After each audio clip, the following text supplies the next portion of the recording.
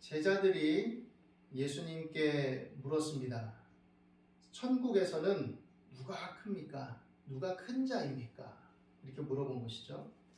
제자들의 물음 속에서 큰 자라는 인식은 어떤 인상을 가지고 있었을까요?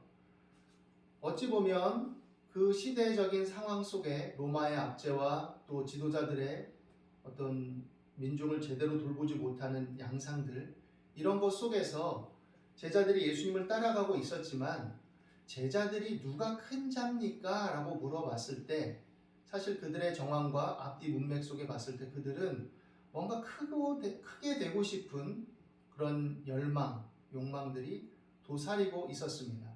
그러면 그 큰 자라는 모델을 누구로 삼았을까 생각해 볼 때 사실 그들은 그 주변에서 보던 것들과 대입해서 생각했을 것입니다. 물론 그들의 지금 삶에 추구하는 방향은 예수님과 동행하면서 바르고 옳고 진실하고 참되고 하나님 나라에 부합되고 이런 마음과 생각의 동의를 표명했겠지만 그럼에도 불구하고 그들의 큰 자에 대한 인식은 서로의 다툼과 경쟁 속에 또 자기들을 하나는 주님 나라에서 오른편에 왼편에 세워달라고 한 그런 말들 속에 드러났듯이 이들에게 있어서 큰 자라는 것은 세상적인 의미들을 겸하여 또 어떻게 보면 본질적으로 가지고 있었던 것이죠. 그들이 본 큰 자들은 로마 황제와 또 여러 분봉왕들 또 그들의 세력들입니다. 그들의 위엄과 권세, 힘을 받죠. 그러니까 그것이 내재되어 있는 겁니다. 큰 자라는 것은 그런 힘과 권세를 가지고 자기의 권력을 행사하고 자기의 힘을 누릴 수 있는 사람, 높아질 수 있는 사람, 이런 것을 어느 정도 가지고 있겠죠. 또 어떤 경우에 있어서는 사두개인이나 바리새인들처럼 뭔가 다른 사람들의 존경을 받고 또 세속적인 차원에서도 뭔가 뒤처지지 않고 어느 정도 걸맞게 그럴듯하게 행세하면서 다른 사람들에게 영향력도 미치고 존경도 받고 인사도 받고 잔치나 어떤 모임에 가면 상좌에 앉아서 이렇게 대접을 받고 그런 이미지들이 다 심상에 깔려 있는 것이죠. 그러니까 어떤 면에 있어서는 예수님께서 로마의 압제하에서 그 로마 제국의 여러 문제, 제국주의 질서들에 대해서 그 피라미드 구조에서 형성된 격차와 계층화, 이런 갈등, 또 그들이 겉으로는 관용 정책을 표방했지만 그들의 말을 듣지 않으면 다 잠식해버리는 그 제국의 속성들, 이런 것들을 지적하고 있었고, 또 한편으로는 사두개인처럼 세속과 결탁해서 하나님 나라를 부정하고 현실적으로 사실적으로는 그리고 세속적인 종교로 변질돼 버린 그런 사두개인들, 그러면서도 또 나름의 세속적인 부와 권력을 누리고 있는 그런 양상들을 비판했고 그 제사장 계급들의 잘못된 행실들을 비판하기도 했고 또 바리새인들처럼 율법 선생으로서 민족주의를 표방하고 또 구별된 삶을 추구하고 율법에 열심을 내는 것들을 가르치긴 했지만 그러나 그것들이 사실은 자신들을 섬기는 방식이었고 자신들에게 향한 존경을 자아내는 방식이었고 또 그런 민중을 힘입고 민족을 표방해서 자신들을 높이 세우고 자신들의 어떤 부를 축적하고 사람들로부터도 존경을 받고 뭔가 힘을 행사하는 그런 양상들, 그 위선들에 대해서도 예수님은 비판하고 말씀하셨지만 제자들에게 안에 있었던 그 큰 자라는 이미지와 인상 속에는 여전히 그런 속성들이 담겨져 있는 거죠. 다만 예수님과 더불어 이렇게 예수님을 표방하는 것뿐이죠. 예수님을 들먹이고 예수님의 십자가를 얘기하고 예수님의 은혜를 얘기하고 그 긍휼과 자비를 얘기하지만 여전히 우리 안에 담겨진 소원과 욕망은 세속적이고 지극히 욕구적이고 욕망적인 것에 점철되어 있을 수 있다는 것들을 제자들을 통해서 우리는 볼 수 있습니다. 주님 나라가 임하면 하나는 우리가 주님의 우편에 하나는 좌편에 앉게 해주십시오. 그 의미가 뭐냐? 섬기는 자로서 그런 생각을 가지고 있는 게 아니죠. 섬기는 자로서. 예수님은 섬기는 삶을 얘기합니다. 누가 크냐? 누가 크냐? 섬기는 자가 크다. 섬기는 자가 크다. 다른 말씀에 보면 그래서 예수님이 친히 제자들의 발을 씻겨주시죠. 발을 씻겨준다는 것은 하인이에요. 쉽게 말하면 하인. 노예나 하인. 발을 씻겨준다는 것은 굉장히 자신을 낮추는 행위입니다. 물론 요즘에 보면 그것을 일종의 퍼포먼스로 하는 경우도 있죠. 그 당시의 문화적인 차원에서 실질적인 어떤 계층을 느낄 수 있는 그런 행동으로서 실제적인 섬김으로서 그렇게 하기보다는 요즘에는 그냥 내가 이렇게 낮출 수도 있는 사람이야. 내가 이렇게 겸손을 떨 수도 있는 사람이야. 이렇게 퍼포먼스로 앞뒤가 다른 아니면 자신의 어떤 교만함과 오만함과 이기심을 감추기 위해서도 그렇게 하기도 하죠. 정치인들 때만 되면 평소에는 민생에 대한 관심도 없다가 맨날 정쟁만 일삼고 자신들의 기득권을 어떻게 하면 누릴까 이 생각만 하고 있다가 선거 때만 가면 괜히 시장 가서 할머니 손 만지고 평소에 먹지도 않은 떡볶이 먹고 코스프레 하는 것처럼 그렇게 할 수도 있겠죠. 진정으로 천국에서 큰 자는 사실은 예수님께서 우리 죄를 대속하기 위해서 하늘의 영광 모자를 버리고 이 땅에 내려오셔서 인간의 몸을 입으시고 완전한 인간으로서 우리 모든 죄와 저주와 질고를 담당하시고 대신 대속의 십자가를 지셨듯이 그리고 그 은혜를 인해서 그 믿음으로 말미암아 우리 죄를 회개하고 하나님께로 돌이켜서 하나님의 뜻을 따라 살아가는 자들에게 임한 그 구원의 은혜를 통해서 예수님의 그 희생과 섬김을 우리가 알듯이 그런 삶을 추구하는 것, 그런 삶을 추구할 때 다가오는 것들이 하늘의 영광이고 진정한 만족인 것이죠. 그런데 여전히 제자들은 오늘의 이 말씀에 보면 그런 의식들, 잘못된 의식들을 여전히 갖고 있었던 것이죠. 제자들은 예수님의 고난과 죽음을 계속해서 들었습니다. 그리고 다시 살아남이 이미 예고된 상황입니다. 그런 고난을 죽음을 겪고 나서 다시 살아날 거다라고 이미 앞선 말씀에서 보면 예고되어 있었어요. 그런 상황에서 이런 질문을 했죠. 큰 자라는 의미를 진정으로 그들이 알고 있었을까? 그 의미가 무엇일까? 생각해 볼 대목인 것이죠. 여전히 세속적 사고방식에 젖어 있고 하나님의 말씀, 주님의 말씀을 통해서 그것들을 이해하고 돌이켜보고 바르게 해석해낸 것이 아니라 그냥 그 사고방식에 젖어서 그 관념과 그 느낌과 그 정서를 가지고 대입해버린 것이죠. 물론 하나님을 의지하고 하나님 안에서라고 생각하고 이방인들과는 다를 것이다. 율법과 그 안에 거하는 차별성을 우리는 갖고 있다라고 의식하고 있었을 수 있지만 그 모든 것들을 따르고 행하는 이유가 율법을 지키는 이유마저도 세상에서의 높아짐과 힘을 누리는 것이 분명해 보이는 것이죠. 이런 상황에서는. 탕자의 비유에서 보면 돌아온 탕자, 동생을 부정하는 그리고 그것을 인해서 분노함으로써 아버지마저도 부정하는 탕자의 형이 바로 이런 존재됨을 드러냅니다. 아버지의 그 선량함, 선함, 친절함 이것에 감사하고 아버지를 사랑하고 아버지와 유대가 있고 연합이 되어서 아버지의 일을 내 일처럼 여기고 아버지도 자기 거를 아들 것처럼 똑같이 생각하고 이런 마음을 공유하지 못하고 내가 이 일을 하는 이유는 장차 다가올 유업과 유산을 다 내 것으로 삼기 위함이다라는 것이 드러나죠. 그런데 내가 이렇게 종일 수고했는데 탕자 같은 놈에게 아버지가 그 기껏 그렇다고 해서 아버지 재산을 다 말아먹은 놈인데 잘못했다고 돌아왔다는 거 하나만으로 그걸 받아줘? 그리고 내 유업을 나눠야 돼? 이런 식의 생각을 한 거죠. 그리고 잔치를 벌이고 그 살진 송아지를 잡아?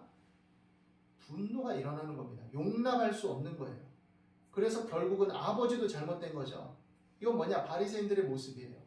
예수님이 세리와 창기들을 받아들이니까 아니 우리는 이렇게 율법에 철저히 열심을 내고 바르게 살았는데 우리 보고는 맨날 지적하고 위선 떨지 말라고 그러더니 저런 허랑방탕한 놈을 받아들이려고 그런 거야?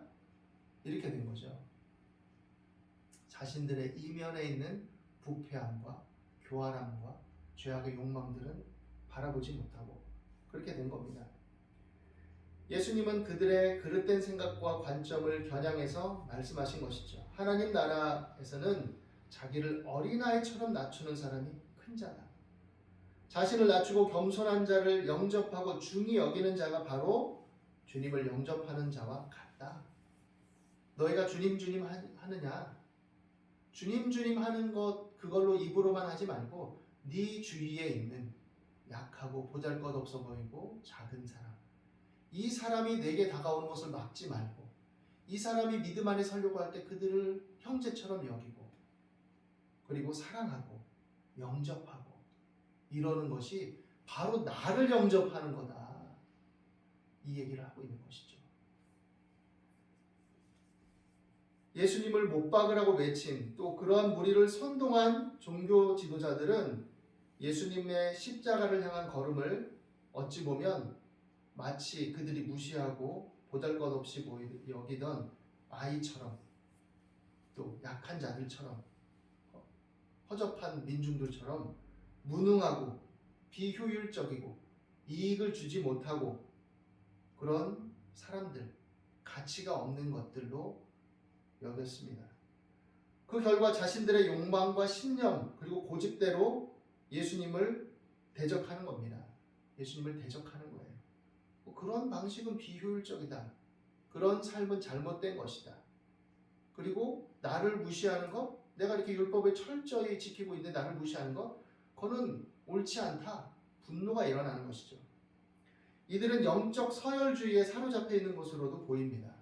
겉으로야 민중들에게 선생 노릇하고 애헴하고 막 철저히 규율을 지키는 모습들을 보였지만 속으로는 민중들, 약한 자들 무시했어요. 하나님 말씀을 제대로 지키지 않는 자들. 그렇게 생각한 거죠. 세리와 창기와 죄인들을 볼 때는 더더군다나 혐오했죠. 아유, 저것들. 근데 그들이 다가오면 다행히 여기고 감사하게 여기고 긍휼히 여기고 환영해야 되는 거 아닙니까? 그들의 존재 이유와 목적이 백성들이 하나님께로 돌이키고 하나님 말씀 안에 살아가도록 하기 위함인데 아이러니하게도 그들이 돌아오는 것을 환영하지 않아요. 참 이상한 일이죠. 우리가 인간관계를 맺을 때도 막 사람들이 힘들어하고 어려울 때 막 가서 어떻게 너무 힘들지 하고 막 도와주고 이래요. 불쌍히 여기고 막 밥도 사주고 같이 눈물도 흘려주고. 근데 그 사람이 잘 돼가지고 막 좀 잘 먹고 잘 살고 성공적이 되면 괜히 저 사람 옛날에는 보잘것없던 사람이었어. 아니 내 밑에 있었어. 쟤 배운 것도 없는데 이러면서 지가 언제 저렇게 됐다고 벌써 권사가 됐는데 이런 식으로 무시하는 막 마음들이 생겨나는 거죠. 아주 이상한 마음이죠. 그게 이상한 마음이에요. 옳지 않은 마음. 참된 긍휼과 사랑이 사라지니까 교활하고 욕망적이고 오만하고 거짓된 것들이 그 속에 뒤섞여 있는 것이죠. 그래서 작은 자, 약한 자, 보잘것없어 보이는 자라도 하나님이 그 영혼을 아끼고 사랑하고 돌보신다는 것을 인식하고 사실 알고 보면 자기도 보잘것없는 자였고 죄인이었다는 것을 인식하고 동등한 마음을 가지고 서로 사랑하고 기뻐하고 섬겨야 되는데 그렇지 않은 거죠. 그러니까 어린아이 같은 미약한 존재는 쓸모가 없는 겁니다. 소홀히 하게 되는 거예요. 귀찮게 생각하는 거예요. 그래서 무시하는 거죠. 그들의 호소와 그들의 부르짖음은 별로 들어오지 않는 거예요. 교회에서도 이런 일이 발생하면 큰 문제입니다. 영향력 있고 봉사도 열심히 하고 헌금도 많이 하고 그 형제 자매들도 막 더 사회에 어떤 위치를 가지고 있어서 이 집사님은 이 장로님은 이 권사님은 그래도 존중하고 잘 대해줘야지. 그렇게 해놓고 그러면 똑같이 보잘것없고 힘없고 약해 보이고 신앙이 이제 생긴 지 얼마 안 돼가지고 미숙하고 허물이 있고 또 살아가는 방식들이 직업이 크게 대단하지 않아가지고 그 척박함 속에 좀 사람이 거칠고 이래도 그래도 그 속에서 하나님을 향하여 나오는 그 발걸음을 귀히 여기고 동일한 사랑과 마음을 가지고 다가가야 되는데 도외시하는 거죠. 심지어 교회 성도가 많으면 그런 사람 한둘쯤 가도 또 올 텐데 이런 사고방식을 심지어 목회자가 아니면 교회 중진들이 아니면 재직들이 직분자들이 아니면 성도들이 가지고 있다면 참 문제인 거죠. 그러니까 그런 사람이 새로운 신자로 오면 다가가지도 않고 그냥 예, 할렐루야 형제님 반갑습니다. 자매님 반갑습니다. 그리고 말로 때우고 그리고 나서 자기들끼리 하하호하고 있으면 그 사람은 어떻게 되겠습니까? 작은 자를 소홀히 여기는 것이고 주님을 소홀히 여기는 거예요. 오늘 말씀에 의하면 다가가야죠. 다가가서 손을 내밀고 긍휼히 여기고. 우리가 인간관계를 맺을 때 사회에서도 지혜로워야 되죠. 어떻게 보면. 그래서 어떤 면에 있어서는 또 일의 효율과 능률을 위해서 좋은 관계성을 형성해 나가는 것, 사업을 할 때, 뭐 공부를 할 때, 여러 작업들을 해 나갈 때 그런 좋은 현명한 인간관계를 형성하는 것은 바람직한 일이죠. 그런데 그 속에 교만한 마음이 싹트지 않도록 사람을 수단적으로만 이용하는 그런 마음들이 습관화되지 않도록 조심해야 됩니다. 그리고 나에게 베푼 그 친절에 대해서 감사하고 고마워할 줄 알아야 돼요. 물론 너무 심리적으로 위축되고 상해서 약간의 병리적인 것처럼 작은 친절인데도 막 너무 황송해가지고 거기에 너무 과도하게 된다면 내가 좀 심리적으로 문제가 있는 것일 수 있죠. 그게 대응해야죠. 너무 고마워 이렇게 하면 될 거를 막 절을 하고 막 생명의 은인처럼 여기면 그것도 뭔가 문제가 있는 거죠. 관계성에 있어서는. 다만 다 떠나서 내게 베풀어준 은혜와 도움과 친절에 대해서는 고맙게 여기고 또 그 상대방의 입장에 서서 그렇게 해준 거에 대해서 나도 좀 귀하게 여길 줄 알아야 돼요. 어떤 경우에는 하나님이 역사하셔서 된 거야 이래 놓고는 그 사람에 대해서는 고마워하지도 않고 이런 이상한 일들이 일어나면 또 안 되죠. 하나님의 일하심은 하나님의 일하심이지만 그런 또 마음이 일어나서 그 일을 행한 건 또 그 사람의 몫이에요. 그러니까 그 사람에 대해서도 또 고마워하고 또 나도 나라면 그렇게 할 수 있을까 생각도 해보고. 그래서 다른 사람의 친절이 때로는 내가 조금 소용없어도 내가 원치 않아도 그 마음 자체에 대해서는 감사와 존경을 표현해 주는 것도 필요한 거죠. 난 필요 없는데 뭐 이렇게 툭 쳐내버리고 무시해버리고 무조건 그런 것도 좋은 태도는 아니죠. 내가 필요치 않으면 고맙지만 내가 이래서 아직은 괜찮아요. 마음 써주셔서 감사합니다. 이렇게 표현할 줄 알아야 되겠죠. 사람을 수단화하고 기능화하기 시작하면 신앙적인 차원에서도 그런 일이 발생할 수 있는 거예요. 욕구적이 되고 욕망적이 되고 도구적이 되는 거죠. 인격이. 그래서 아이처럼 미약한 존재는 효용 가치가 없게 돼버리는 거죠. 그 결과 실족하게 하는 일들이 생길 수도 있다라고 말하고 있는 것입니다. 우리는 뭐 정치인들처럼 표가 안 되면 뭐 별로 관심 안 기르고 이런 사람들이 아니잖아요. 천국에서 진정으로 주님의 인정을 받는 자가 되려면 작은 자 하나라도 없이 여겨서는 안 된다라고 말하고 있습니다. 이 땅에서의 욕망과 계산적인 이익의 판단, 육신적인 안목의 정욕, 이생의 자랑에 따른 판단으로 범죄하지 않도록 조심하라 라고 얘기해요. 그래서 너의 손이 발이 너를 범죄케 하거든 찍어내버리라 라고 얘기해요. 찍어내버리라. 참 도발적이고 굉장히 거친 얘기 아니에요? 근데 굉장히 강경한 어조로 얘기하는 거죠. 손이나 발이 없이 천국에 들어가는 것이 하나님 나라 들어가는 것이 사지가 멀쩡하고 도태되는 것보다 음부에 떨어지는 것보다 낫다 그 얘기를 하시는 거예요. 천국에도 불완전한 몸이 있다라는 것을 의미하는 것이 아니라 천국에서는 완전한 회복과 치료가 있으니 이 땅에서 죄를 범하는 것보다는 차라리 그 죄를 피하기 위해 그렇게 하는 게 더 낫다 그 얘기예요. 손이 행하는 것들을 우리가 생각해야 됩니다. 내가 무슨 일을 행하고 있는가? 내가 행하고 하는 일들이 다른 사람에게 어떤 영향을 주는가? 내 발이 추구하고 가는 곳이 어딘가? 만나기를 도모하고 연합하는 사람들이 누구인가? 내 발이 가는 장소가, 추구하는 장소가 어딘가? 생각해야 되죠. 내 눈이 범죄하거든 떼어내버리라. 의미 없이 천국에 가는 것이 두 눈 멀쩡하고 지옥에 떨어지는 것보다 낫다. 이 얘기죠. 강력하고 강경한 어조로 대비해서 얘기하는 거죠. 눈이 바라보는 나의 열망, 욕망, 욕구, 비전은 무엇인가 생각해야 됩니다. 다른 사람을 어떤 눈과 어떤 시선으로 보는가도 생각해야 됩니다. 내가 보는 눈동자와 눈빛과 그 시선 속에 다른 사람이 담겨 있어요. 다른 사람이 내 눈을 통해 그걸 볼 수도 있습니다. 입으로는 웃고 말하지만 내 눈이 경멸과 무시와 그런 걸 담고 있다면 누가 그거를 기뻐하고 진실하게 여기겠어요?